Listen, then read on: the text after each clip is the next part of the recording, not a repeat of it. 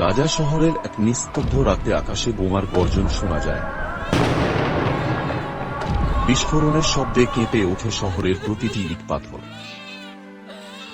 সেই রাতে 12 বছরের ইউসুফ হারায় তার বাবা হাশিমকে। তিনি একজন মসজিদের ইমাম, যিনি সবসময় বলতেন, যদি আল্লাহ আমাদের সঙ্গে থাকেন তবে আমরা পরাজিত হব না। মা আয়েশা ছিলেন একজন হাফেজা নারী, যিনি প্রতিটি বেদনার সময় ছেলেকে কুরআনের আয়াত দিয়ে সান্ত্বনা দিতেন। যুদ্ধের মাঝে থেকেও তাদের ঘরে ছিল এক অন্যরকম প্রশান্তি, যেমনটা সূরা আর-রাদের একটি আয়াতে বলা হয়েছে, নিশ্চয়ই আল্লাহর স্মরণেই হৃদয় প্রশান্ত হয়। ইউসুফ ছিল অন্য সব বাচ্চাদের চেয়ে আলাদা।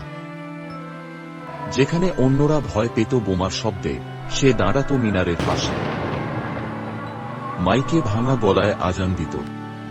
একদিন ধ্বংস হয়ে যাওয়া মাদ্রাসার সামনে দাঁড়িয়ে সে বলল, আমরা আমাদের স্কুল হারিয়েছি, কিন্তু আমাদের কোরআন হারাইনি।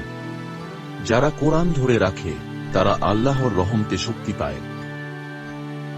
তার সঙ্গে কয়েকজন ছেলে একসাথে বসে সূরা ইয়াসিন মুখস্থ করত।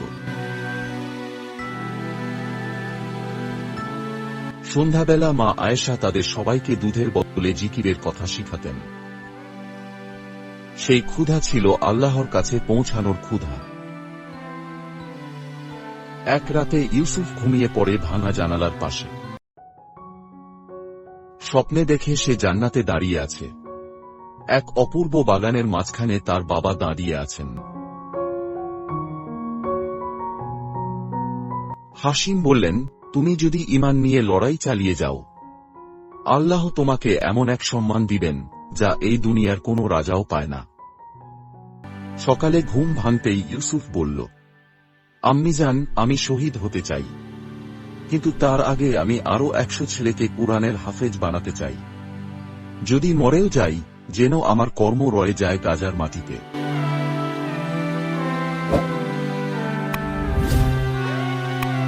সাংবাদিকেরা একদিন গাজায় আসেন।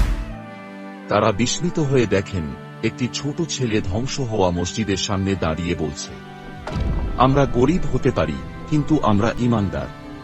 আমাদের ঘর ভেঙে ফেলেছে, কিন্তু আমাদের দোয়া কেউ থামাতে পারেনি। আল্লাহ আমাদের যথেষ্ট।